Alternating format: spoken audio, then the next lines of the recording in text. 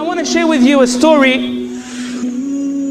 A student of a shaykh comes to him one day and he says to him, I want to see the Messenger of Allah sallallahu alayhi wasallam in my dream. I want to see him. What is the formula? What is the equation? How can I see the Prophet sallallahu alayhi wasallam in my dream? And so the shaykh says to him, look, come over this evening and I will show you how you're going to see the Prophet sallallahu alayhi wasallam. I'll tell you how. So he comes over and the shaykh prepares a meal for him. And on the table spread, he has food which is very salty. He puts a lot of salt in the food. And there's a lot of pickles. And you know what this can lead to? Thirst.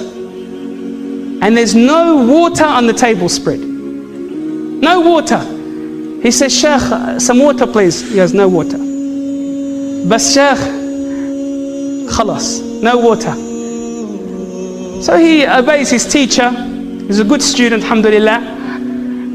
And so the Shaykh says to him, inshallah, you now go inside and you sleep.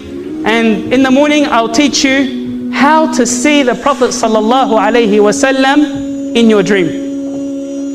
So the man goes to sleep, wakes up the next morning. Shaykh comes to him, says, so what happened last night? How did things go? Anything out of the ordinary?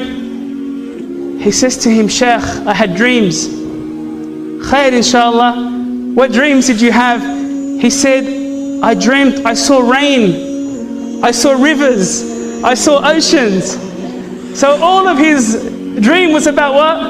Water. So the Shaykh says to him, your intention was sincere, hence your dream was in conformity to that which you were truthful regarding. And if you were truthful regarding your love of the Prophet ﷺ, if that was true, then you would have seen the Prophet sallallahu alaihi wasallam in your dream. If you like our content, then make sure to subscribe and turn on notifications for latest updates.